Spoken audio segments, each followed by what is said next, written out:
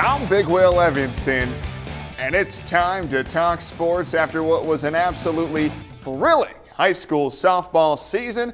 The playoffs have finally arrived. Now is when the fun really begins, and now is when teams are focused on the lone goal of bringing home a state title.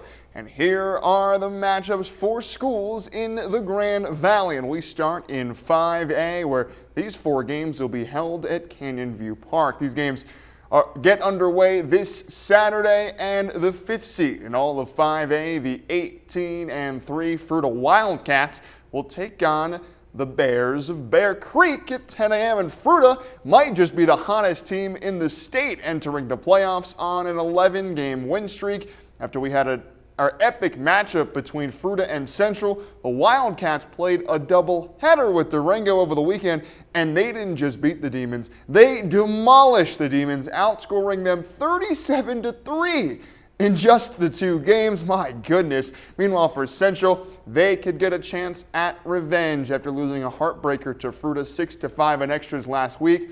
The 21st seed Warriors will have to get through the 12th seed Legend first. And for Class 4A over in Windsor, the 25th seed Tigers will have a tough road test against Windsor. To start the playoffs, the Windsor Wizards finished the season at 16-6 and are ranked 7th best in 4A. But for the Tigers, they enter the postseason feeling good after taking down Rifle on Thursday and blanking Montrose 13-0 on Saturday. And the Bulldogs will be in Lakewood to battle the 3rd overall seed in 4A, the DeEvelyn Jaguars, on Friday. DeEvelyn went 18-4 this season and will be a tough test for the Bulldogs. But Palisade also enters the playoffs looking good. Last time out, the Bulldogs put up 22 runs in a win over Eagle Valley on Thursday.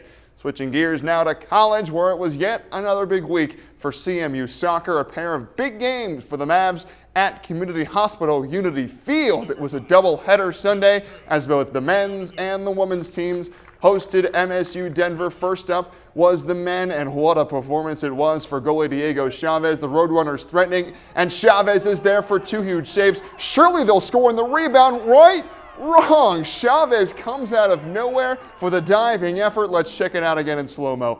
Looks like an open net, but Chavez lays out like Superman. Unreal effort. He's already won 2 Goalie of the Week awards, and it could be a 3rd this week for Chavez after getting 8 saves and the shutout. And this was the difference in the 19th minute.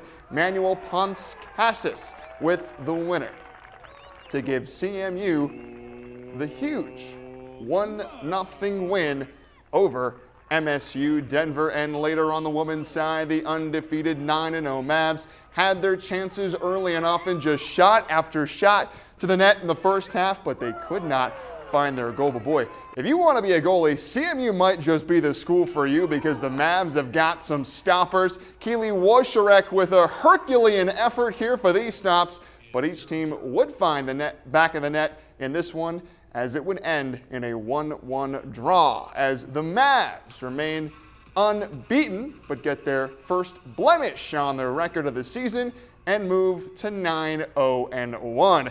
And after the win over the weekend, not 1 but 2 Mavs on the volleyball court were named Players of the Week. Sydney Leffler for offense and Allison Waller for defense. CMU got a win on Friday against CSU Pueblo, and another win on Saturday against Adams State.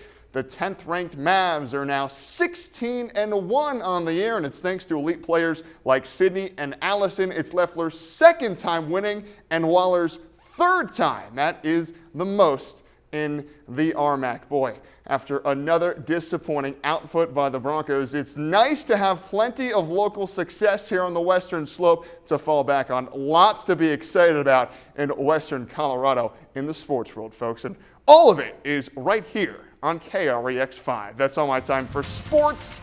I'm Big Will Levinson.